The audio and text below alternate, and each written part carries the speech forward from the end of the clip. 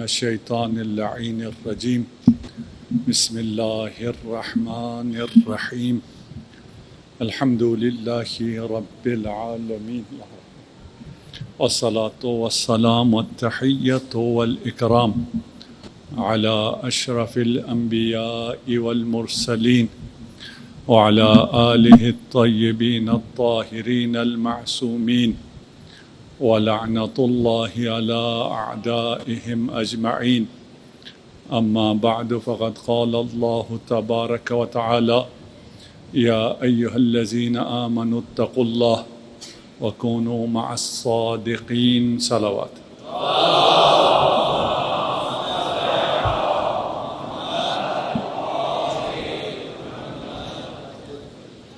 الحمدللہ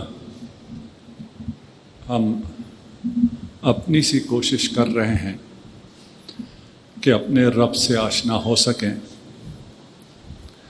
ایک سوال یہ ہے کہ ایام حسین کے ایام ہیں، کربلا کے ایام ہیں.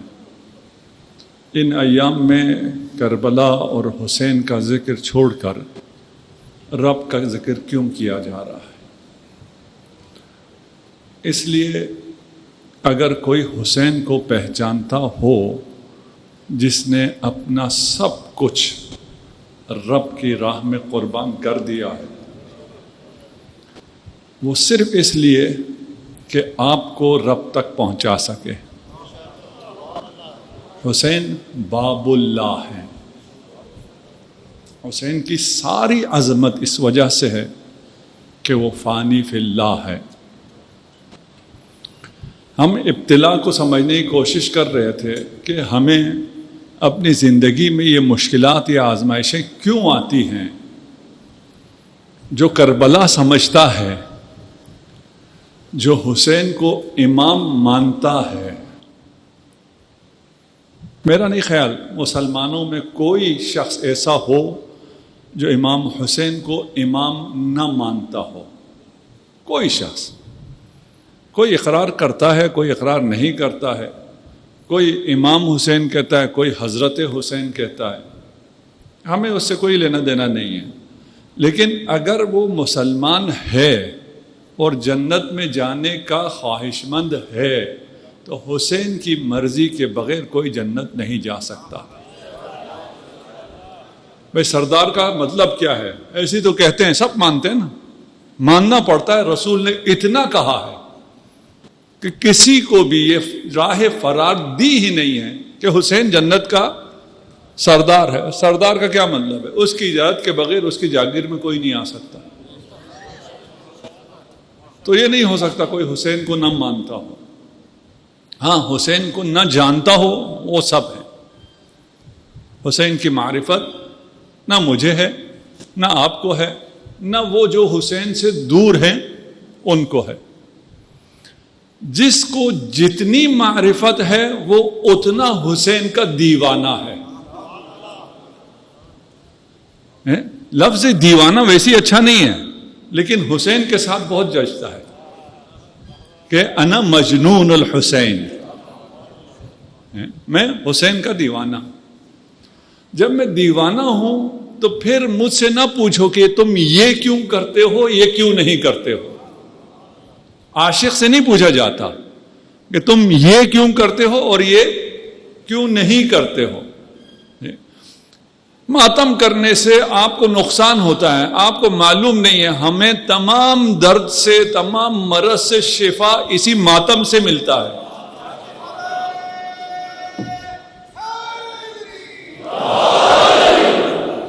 اس کو آپ چیلنج تو نہیں کر سکتے نا. ہاں، آپ بھی آزمانے کے لیے میرے ساتھ کھڑے ہو کے ماتم کریں گے. آپ کو درد ہوگا، آپ کو نقصان ہوگا، کیونکہ آپ حسین کے دیوانے نہیں ہیں. اگر آپ حسین کے نہیں ہیں تو اسی عمل سے آپ کو نقصان ہوگا، مجھے فائدہ ہوگا. یہ ہمارا عقیدہ ہے. آپ کسی کے عقیدے پہ تو سوال نہیں اٹھا سکتے. اور ہمارا یہ عقیدہ ایسا نہیں ہے کہ ایک دو جنریشن میں یہ عقیدہ چلا ہو. ہم تو 1400 سال سے اس عقیدے کے ساتھ جی رہے ہیں. ہمیں معلوم ہے رائے حسین میں اگر بدن خرچ کرو تو بھی فائدہ ہے، مال خرچ کرو تو بھی فائدہ ہے.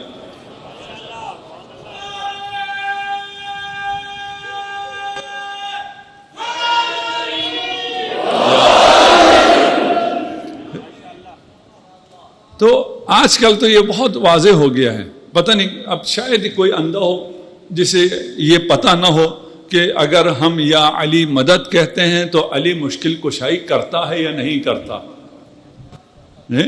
یہ ابھی جو فتح ہوئی ہے شیعوں کو نہیں، اسلام کو. سارے مسلمان جو سر بلند ہیں آج، وہ کس کی وجہ سے ہے؟ اس لیے کہ علی نے مشکل کشائی کی ہے.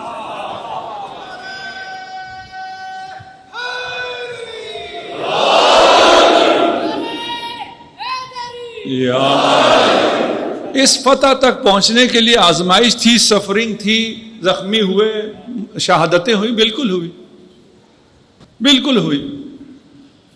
اب ایک سوال کل آیا تھا، میں اس کو پوری طرح جواب نہیں دے سکتا، لیکن تھوڑا بہت یہ مقدمہ اسی لیے ہے کہ جب تک ہم اس ایمان پر نہ پہنچیں کہ اگر میں شہادت دیتا ہوں تو نہ مجھے نقصان ہوگا نہ میری قوم کو نقصان ہوگا.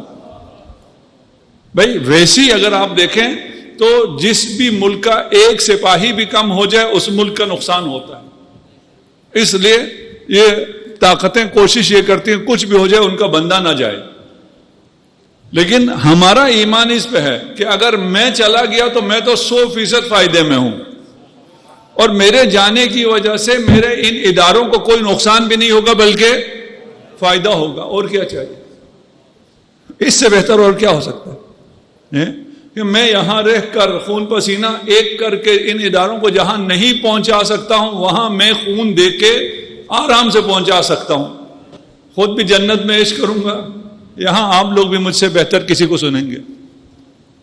اور کیا چاہیے؟ اس ایمان تک پہنچنے کی بات ہے.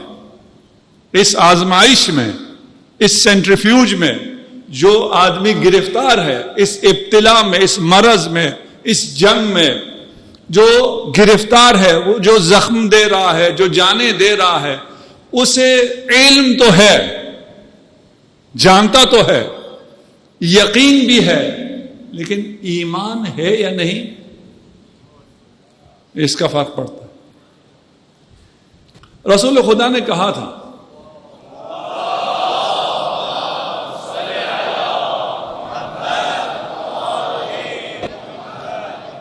کہ فتح ہماری ہے. جب آپ کی فتح کا رسول نے کہا تو علم بھی ہو گیا، یقین بھی آ گیا. اس کے باوجود اگر کوئی فرار کر رہا ہے اس لیے کہ ایمان نہیں ہے، جسے ایمان ہے وہ فرار نہیں کرے گا.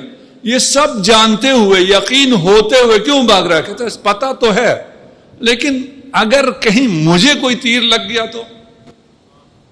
بھائی اگر آپ کو تیر لگ گیا تو بھی فائدہ، اگر لگنا ہو آپ کے فرار کی وجہ سے نہیں لگے گا، لگے گا، بالکل لگے گا.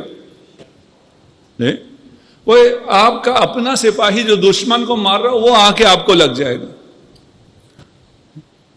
تیر چلاتے آپ ہیں، جا کے نشانے پہ لگنا آپ کا کام نہیں ہے، وہ پھر خدا کی مشیت.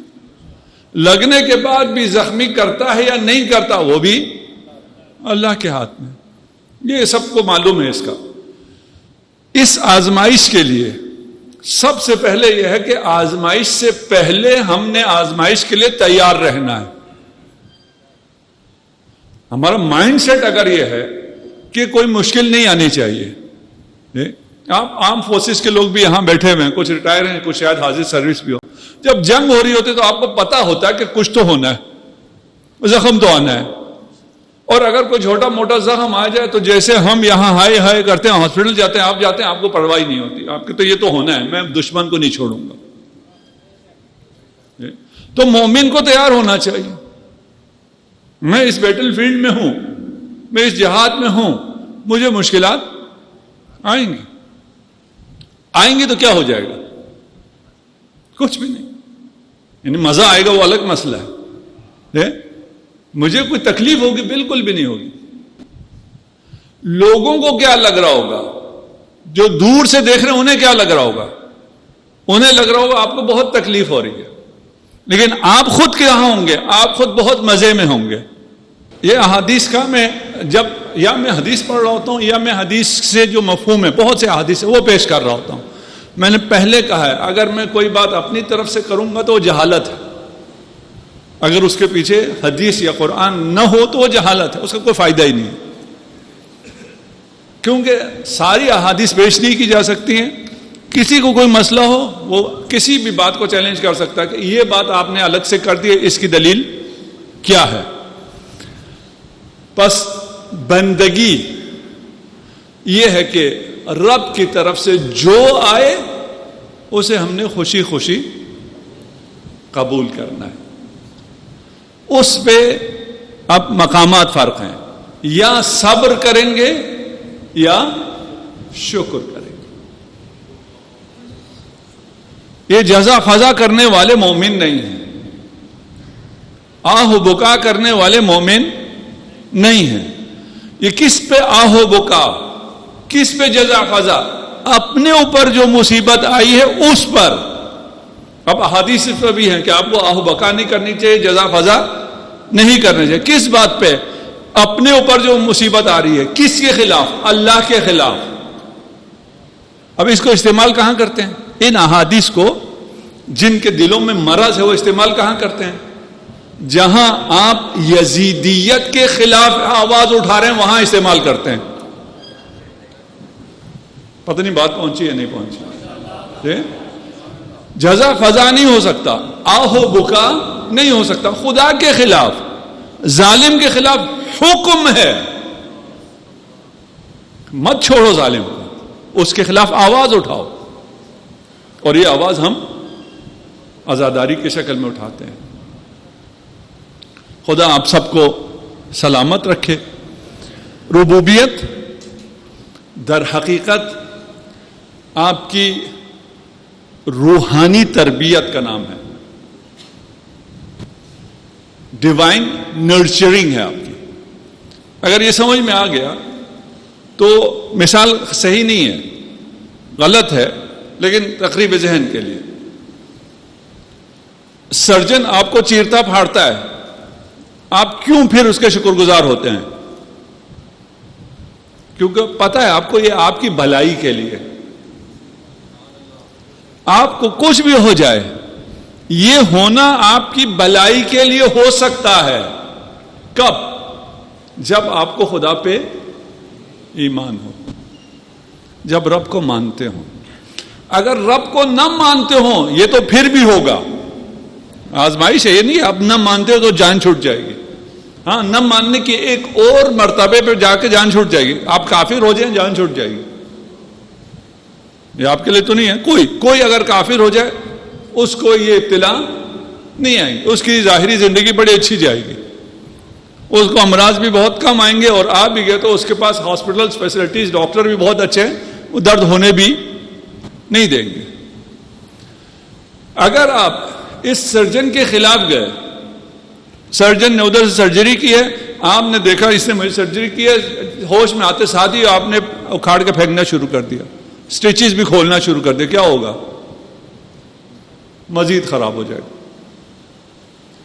خدا پر اعتماد، اور یہ تو آسان ہے، ہم نے اس کا تو حوالہ دیا تھا نا کافی میں، باب شدت ابتلاء المؤمن، مومن کو شدید آزمائشوں کا سامنا کرنا پڑے گا۔ یہ چیپٹر ہے، یہ چیپٹر سرچ کریں گے تو آپ کو نکل آئے گا۔ میں کچھ 2-3 حدیثیں آپ کے سامنے پیش کرتا ہوں، معنی ہم نے پیش کر دیا، ابھی ہم الفاظ ہی پیش کرتے ہیں۔ امام جعفر صادق علیہ الصلوۃ والسلام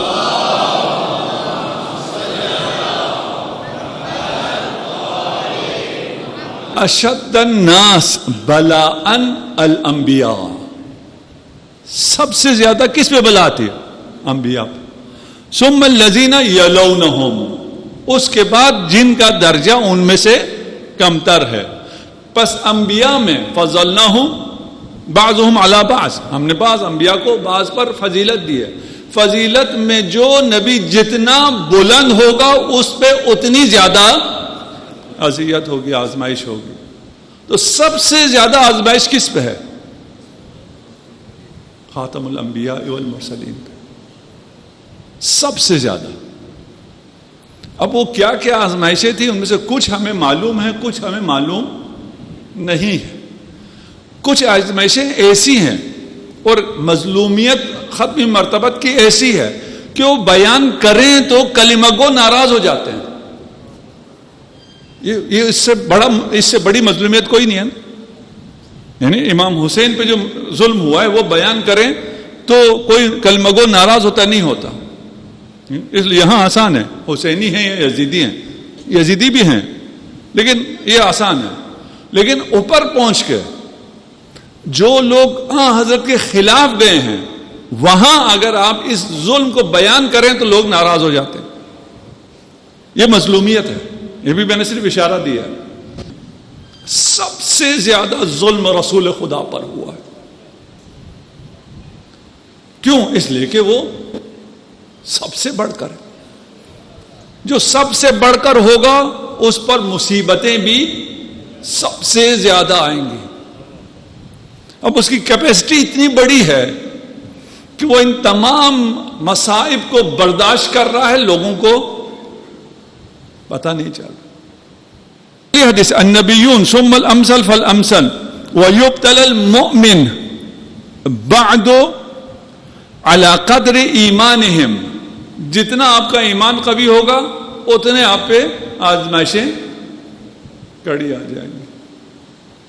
اب آپ کی مرضی ہے، ابتلا نہیں چاہیے، ایمان کم کر دیں، جان چھوٹ جائے گی. یا اگر ایمان کم کریں تو مصیبت ابتلا بھی کم ہو جائے گی. یہ کرنا چاہیے، سودا ہونا چاہیے. کیوں؟ جان چھوٹ رہی ہے نا، آسان زندگی گزر رہی ہے. زندگی تو ابھی آنی ہے. الذی خلق الموت والحیات. ابھی تو تم جی نہیں رہے ہو. پہلے تمہارے لیے موت خلق ہوگی، اس کے بعد حیات. اسے تم حیات کہتے ہو، یہ تو چند دنوں کا کھیل ہے. یہ حیات نہیں ہے، یہ موت کا مقدمہ ہے. اس کے بعد جو حیات ہے وہاں کی آسانی. خدا نے ہمیں یہاں آسانی کے لیے پیدا کیا ہی نہیں ہے. دیکھیں کتنا غلط تصور رہتے ہیں. ہم یہاں آسانی تلاش کر رہے ہوتے ہیں. خدا نے یہ آسانی کے لیے ہمیں پیدا ہی نہیں کیا. آسانی کے لیے کہاں ہے؟ جنت. بھائی پہنچ جاؤ گے آسانی کے لیے. آسانی کی جگہ کو بھول جاتے ہیں، مشقت کی جگہ پر آسانی تلاش کرتے ہیں. فمن صح ایمانہ وحسن عملہ اشتد بلاؤ. عمل جتنا اچھا کرتے جاؤ، ایمان جتنا بڑھاتے چلے جاؤ گے، بلا میں اتنا اضافہ ہوتا چلا جائے گا. دوسرے تیسرے دن کوئی جوان آیا تھا، اس نے کہا تھا مجھے سمجھ میں آ گیا جو میری مشکلات ہیں اس کی کیا وجہ ہے. مجھے یاد نہیں ہو کیا ہم نے کوئی بات کی تھی، اس سے اس کو ٹریگر ہو گیا تھا کہ بھئی یہ دیکھو میں فلاں غلطیاں کر رہا تھا، اس لیے میں جو کچھ کر رہا ہوں وہ صحیح نہیں ہو رہا، اس میں مشکل آتی جا رہی ہے. نہیں بھائی، تم جتنا اچھا کرو گے. اب کچھ کے دنوں میں مشکل آ رہی ہے نا، جو مشکلات زندگی میں ہیں، اور ابھی آئے یہاں ہیں کہ مولا کے توسل سے وہ مشکلات حل ہو جائیں. اب یہ کہہ رہے ہیں کہ یہ مشکلات میں اضافہ ہو جائے گا. مشکلات حل ہو جائیں گی، وہ مشکل آپ کے لیے مشکل رہے گی ہی نہیں. یہ دیکھیں، آپ کو کوئی درد ہو رہا ہو، یہ کوئی مشکل نہیں ہے. اس درد کی وجہ سے جو آپ کو اذیت ہو رہی ہے وہ مشکل ہے. اسی لیے آپ کو جب پین کلر دیتے ہیں آپ خوش ہو جاتے ہیں.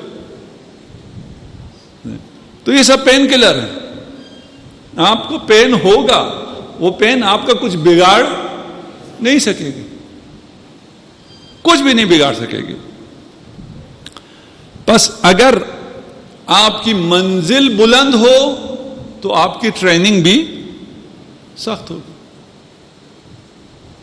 یہ تو آپ سب جو بھی لوگ جہاں جہاں جس بھی جگہ پر ہیں ان کو ہی پتا ہے. ایون پرائیویٹ بزنس کرنے والوں کو بھی پتا ہے.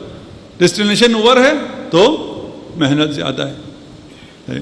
اسی لیے ہم جو پرائیویٹ کام کرنے والے ہم زیادہ محنت کرتے ہیں.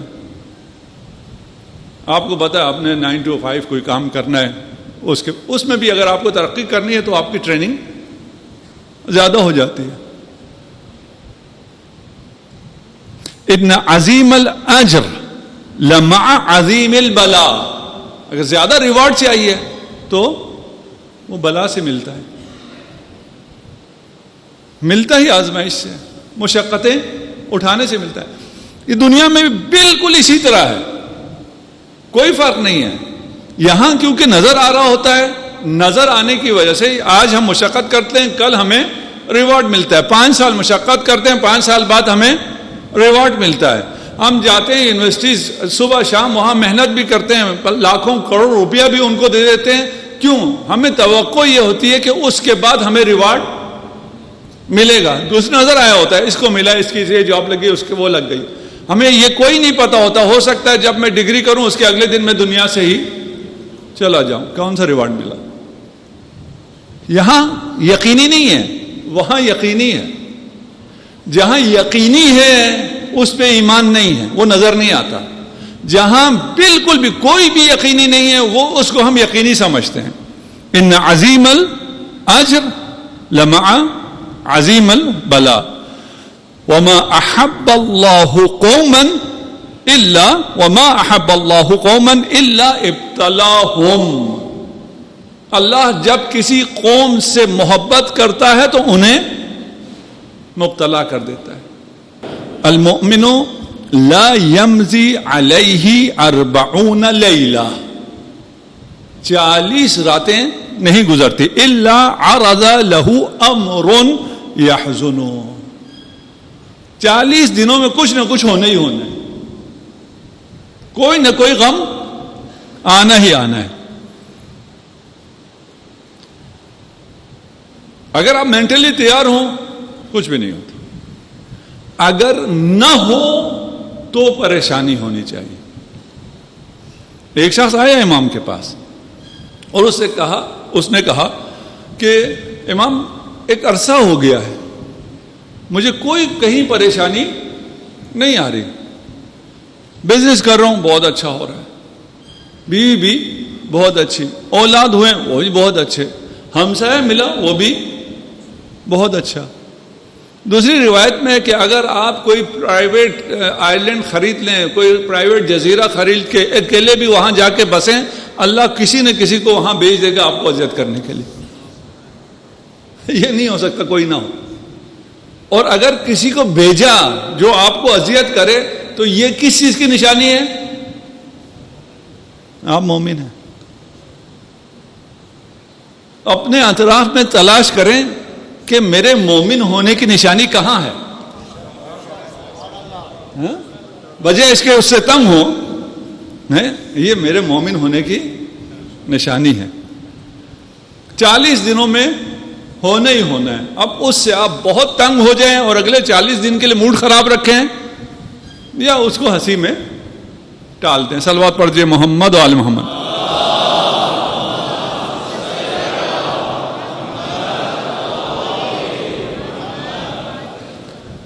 اچھا، ہم کیونکہ کلاس روم نہیں ہے نا، لیکچر نہیں ہے کہ ہم اس کو بالکل سٹیپ بائی سٹیپ چیزوں کو لے کے چل سکیں اور آپ کو کہیں جائیں یہ ہوم ورک کر کے ہیں، یہ تو نہیں ہے. ہر قسم کے لوگ ہیں اور ہر سن کے لوگ ہیں، اس لیے ہمیں تھوڑا سا ایسے چلانا پڑتا ہے جس میں ہو سکتا ہے کچھ جگہ تھوڑی سی تشنا رہ جائے. ہم نے کہا کہ بھائی کچھ بھی کر لو، آپ کچھ بھی نہیں کرتے. ما رمیت اذ رمیت ولکن اللہ رمی، آپ نے نہیں مارا، جو آپ نے مارا ہے وہ آپ نے نہیں مارا. یہ رسول سے کہہ رہے ہیں جو آپ نے مارا. اصحاب سے کیا کہہ رہے ہیں؟ تم نے قتل کیا ہی نہیں، ما قتلتم، تم نے کیا کیا، ولکن اللہ قتلہم، اللہ نے مارا ہے. دیکھیں، جب بدر کے ان صحابہ سے کہہ رہے ہیں تم نے کچھ بھی نہیں کیا، تو ہم اور آپ کیا ہیں؟ ہم کہیں جی آزاداری چلتی ہی میری وجہ سے، اگر میں نہ ہوتا تو حسین کا یہ ذکر نہ ہو رہا ہوتا. خاک پر سر، ہمیں ہماری وجہ سے کچھ بھی نہیں ہو رہا ہوتا. دنیا میں جو اسباب ہیں ان کے ذریعے بھی کچھ بھی نہیں ہو رہا ہوتا، لیکن ہونا اسباب کے ذریعے ہے. اب اللہ ان یجری الاشیاء الا اسبابها، یہ اسباب کی دنیا بنائی ہے. آپ کو عزت چاہیے، آپ کو پیسہ کمانا ہے، آپ کو تعلیم حاصل کرنی ہے، آپ کو اقتصاد میں مضبوط ہونا ہے، اسباب کے بغیر نہیں ہوگا. یہ خدا کا قانون ہے.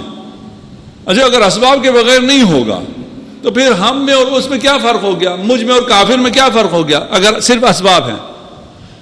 مومن میں اور کافر میں، اور مومن جو ایمان والا ہے اس کی بات کر، باقی اس کے مقابلے میں کافر نہیں ہے، اس کے مقابلے میں عام مسلمان ہے.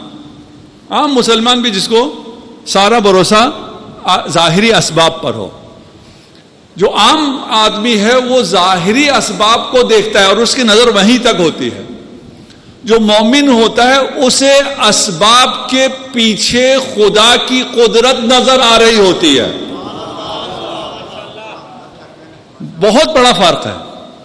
ہوگا انہی چیزوں کے ذریعے، لیکن یہ چیزیں خود سے مستقلاً سب کچھ نہیں ہیں. آگ جلانے کے لیے ہے اور آج تک سب کو آگ نے جلایا ہے، لیکن اگر خدا نہ چاہے تو نہیں جلائے گا. جسے اس بات پر ایمان ہو اسے منجنیق پر بٹھا کے آگ کی طرف روانہ بھی کر دیا گیا ہے. راستے میں پتہ نہیں کتنے سیکنڈ تھے نا. آپ اگر کسی کو سپیڈ سے پھینک دیں تو چند سیکنڈ کا ہی ہوتا ہے. کتنے سیکنڈ کا ہی مسئلہ تھا. وہاں آیا جبرائیل، اس کو بہت تیز تیز بولنا پڑا ہوگا 3x پہ لگا کے، ٹائم کم تھا. کوئی حاجت ہے؟ کیا کہا ہے، لیکن تجھ سے نہیں. پھر کس سے؟ میرا رب ہے.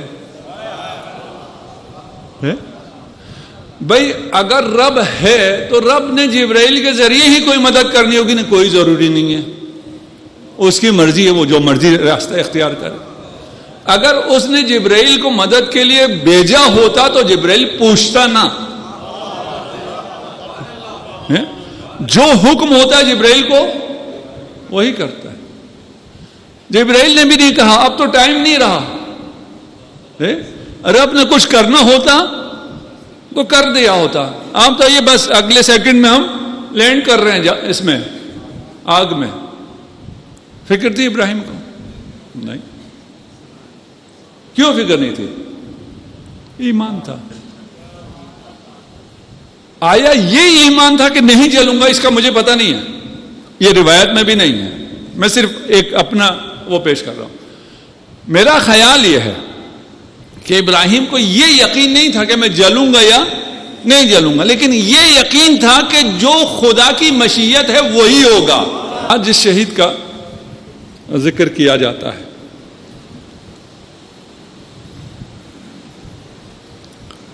اس شہید کی خصوصیت ہی یہی ہے کہ وہ اپنے رب کو پہچانتا تھا، اور جو رب کا نمائندہ تھا زمین پر اسے بھی پہچانتا تھا. ان لعمی العباس منزلتن، میرے چچا عباس کی جو جنت میں مقام ہے وہ ایسا ہے جسے دیکھ کر سب رشک کریں گے. عباس اس مقام پر کیوں ہے؟ عباس نے ایسا کیا کیا ہے؟ صرف ایک چیز، اپنے وقت کے امام کی اطاعت. جو کہا جب کہا عباس نے مان لیا. یہاں خیمے لگانے ہیں تو لگانے ہیں. عباس سے علمدار. لیکن میں جب بھی کربلا جاتا ہوں، خدا نے توفیق دی ہے پہنچ جاتا ہوں. میں جب عباس کی بارگاہ میں جاتا ہوں تو ان سے معذرت خواہی کرتا ہوں. میں کہتا ہوں عباس آپ کے مصائب بہت زیادہ ہیں، آپ کے چاہنے والے مومنین بھی بہت زیادہ ہیں. میں جب بھی مصائب پڑھتا ہوں میں حق ادا نہیں کر سکتا.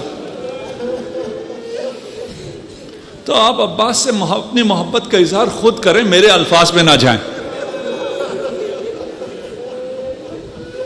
جانتے ہیں عباس تھا کون؟ عباس زینب کی امید تھی۔ جب تک عباس رہے بیویوں کو کوئی خوف نہیں تھا، اور سب کو یقین تھا کہ عباس ہماری حفاظت کریں گے۔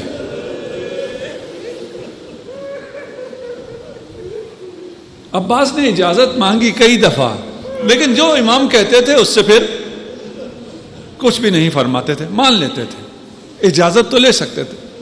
ایک دفعہ آئے اور فرمایا مولا دل بہت تنگ ہو رہا ہے،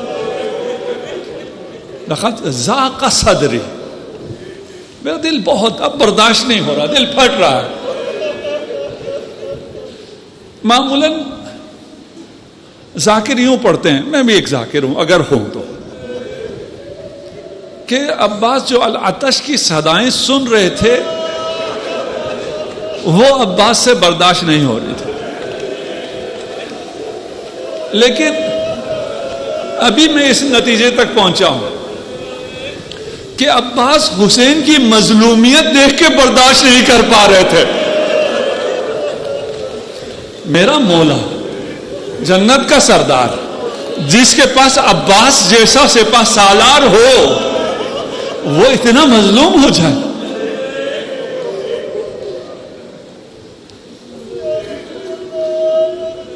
حسین نے فرمایا عباس تو میرے لشکر کا علم بردار ہے، تو نہ رہے گا تو میرا لشکر نہیں رہے گا۔ مقتل میں یہ لفظ بھی آتے ہیں کہ عباس نے دائیں دیکھا بائیں دیکھا، فرمایا اب وہ لشکر ہی کہاں رہا۔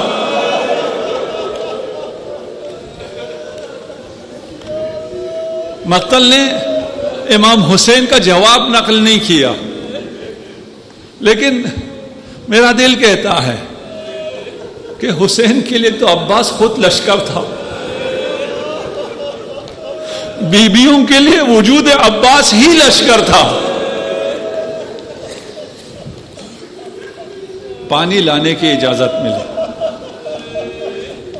عباس کو جنگ کی اجازت نہیں ہے۔ عباس فرات کی طرف جاتے ہیں، 4000 لوگ جس پانی کی حفاظت پر تھے، اور ایک اکیلا عباس، وہ بھی ہاتھ میں مشکیزہ لیے ہوئے۔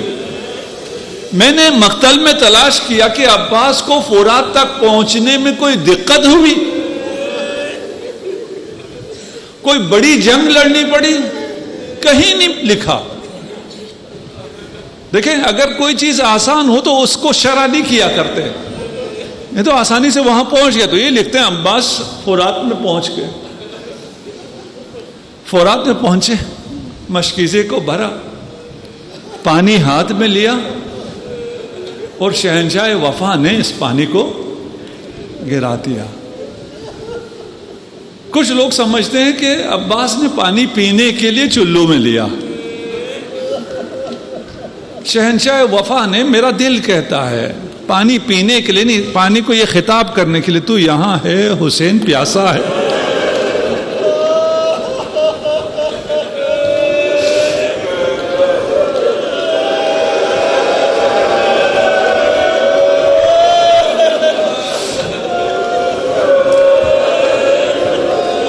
پانی کی کمی نہیں تھی، پانی بہہ رہا تھا، پرن چرن سب پانی پی رہے تھے، لیکن حسین پیاسا تھا، حسین کے بچے پیاسے تھے۔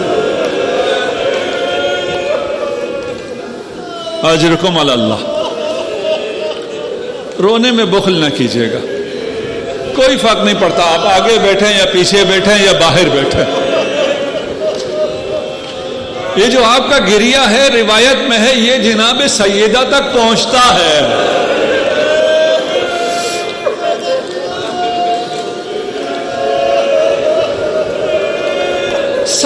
یقین تھا عباس پانی لے کر آئیں گے. تمام بنی ہاشم کے شہید جب بھی گئے ہیں ودا ہے. عباس کا کوئی ودا نہیں تھا. کسی نے عباس کو ودا نہیں کہا. اسے تو یہ تو معلوم تھا یہ تو واپس آئیں گے, عباس سے کون لڑ سکتا ہے. جب مشکیزہ لے کے واپسی کا سفر شروع ہوا, 4000 میں سے 2000 تیر انداز ہیں, عباس پہ تیر مار رہے ہیں. اب چھپ کے وار کرنے والے لائنوں نے چھپ کر وار کرنا شروع کیا. ایک درخت کے پیچھے سے ایک لائن نے وار کیا, عباس کا دایاں شانہ شہید ہو گیا. عباس چلتے رہے, مشکیزہ بائیں شانے پہ رکھا, دوسرے لائن نے بایاں شانہ شہید کر دیا. عباس نے اپنا سفر جاری رکھا, مشکیزہ دانتوں میں لیا, اپنے آپ کو مشکیزے پہ گرایا. ایک تیر آ کے مشکیزے میں لگا, تیر بہنا شروع ہو گیا. عباس کی آس ٹوٹ گئی. مقتل کے الفاظ ہیں, عباس پریشان تھا, عباس حیران تھا, خیام کی طرف نہیں جا سکتا, سکینہ سے پانی کا وعدہ کیا ہوا ہے, واپس فرات نہیں جا سکتا, مشکیزہ بھرنے کے لیے بازو نہیں.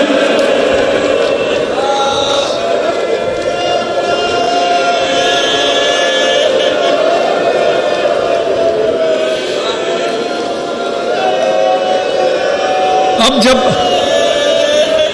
مشکیزے کا پانی بہہ گیا, عباس نے سر اٹھایا, ایک تیر سے شعبہ آ کے عباس کی آنکھوں میں پیوست ہوا.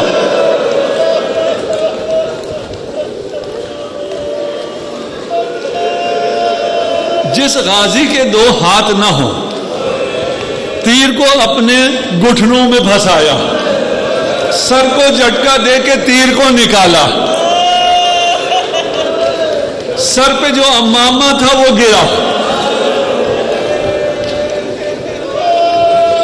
شیر خدا کا شیر جیسا بیٹا جس کے سامنے کوئی نہیں آتا تھا, اب جب بازو نہیں ہے, سر بھی نمایاں ہو گیا ہے, ایک لائن آگے بڑھا, عمود خیمہ لے کر آگے بڑھا.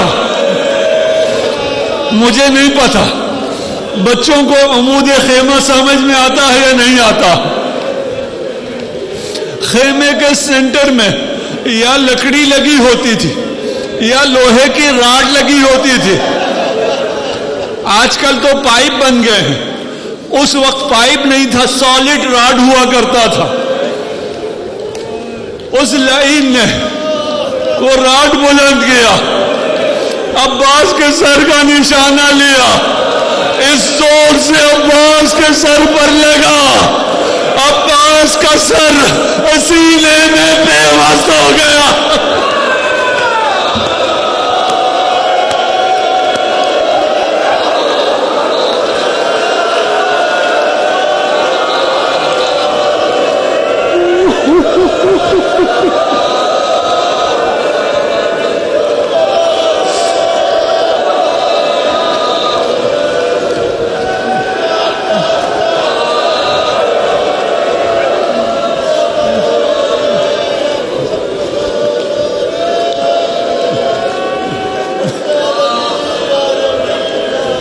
اجرکم علی اللہ. خدا آپ کو سلامت رکھے, خدا آپ کے جوانوں کی حفاظت فرمائے, خدا آپ کے مریضوں کو شفائے عاجل عنایت فرمائے.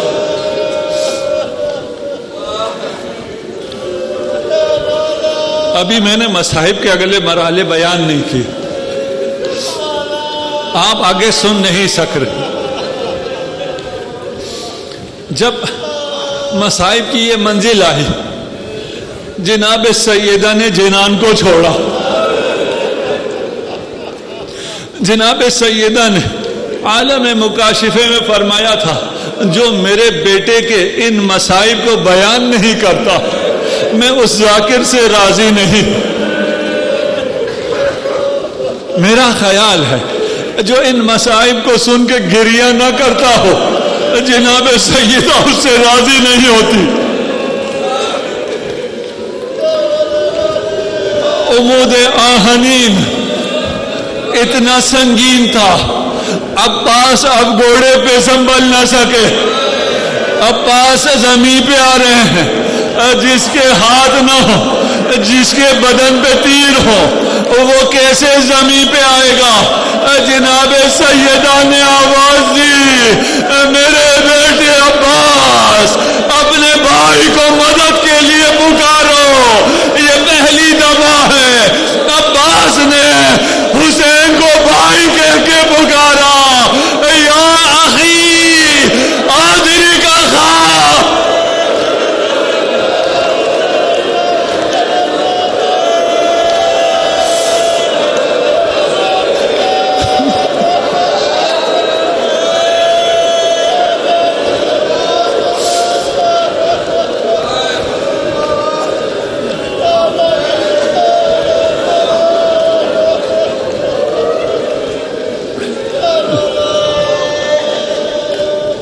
اگر آج کا دن نہ ہوتا میں آپ کو کبھی اتنی زحمت نہ دیتا.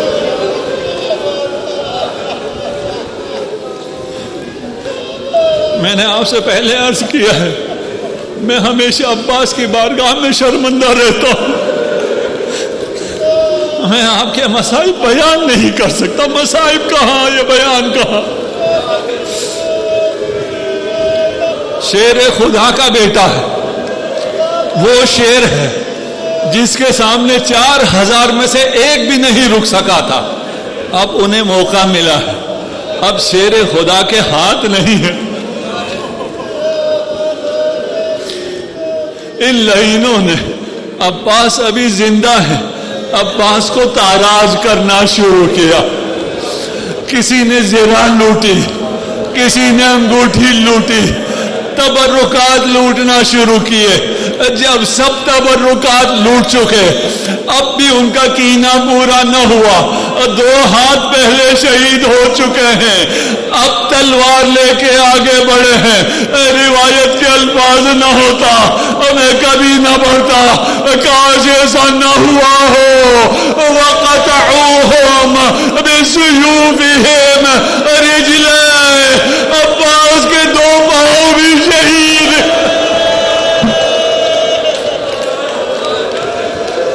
زینب کے سینے میں پتہ نہیں کیا طاقت ایجاد کر دی تھی. اب کے جو لعین آگے بڑھا ہے اس نے جو جسارت کی ہے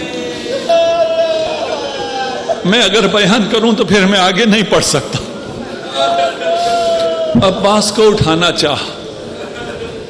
عباس نے فرمایا مولا آخری خواہش ہے آخری بار آپ کی زیارت کرنا چاہتا. فرمایا عباس میں تمہارے سرانے ہوں.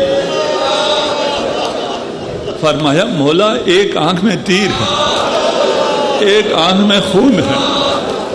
اگر خون صاف کر دے میں آخری بار آپ کی زیارت کر لوں. عباس کی آخری وصیت آخری خواہش پوری ہوئی. مولا نے اٹھانا چاہا. عباس نے فرمایا مجھے خیمے تک لے کے نہ جائیے گا. ظاہراً عباس نے فرمایا میں سکینہ سے وعدہ کر کے آیا تھا لیکن عباس جانتے تھے حسین سے یہ لاشا اٹھے گا نہیں. اہل حرم اس لاشے کو دیکھ کے برداشت نہیں کر سکیں گے. عباس کو رہنے دیا. علم کو اٹھایا. اٹھنا چاہا حسین اٹھ نہیں پا رہے. اپنے گھٹنے پہ ہاتھ رکھا. اٹھ نہیں پا رہے. بس تمہارے جانے سے حسین کی کمر ٹوٹ گئی.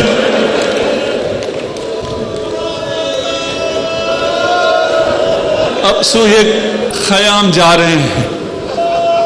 سکینہ نے جب آتے دیکھا علم کو، بچوں کو جمع کیا، کہا میں نہ کہتی تھی چچا پانی لے کر آئیں گے، آؤ چچا کے استقبال کے لیے چلتے ہیں۔ پیاس کا دور ختم ہوا، بچے استقبال کے لیے بڑھے، علم نزدیک آتا گیا، اور جب دیکھا علم ہے، علمدار نہیں ہے۔ سکینہ پکاری، بابا پانی نہیں چاہیے۔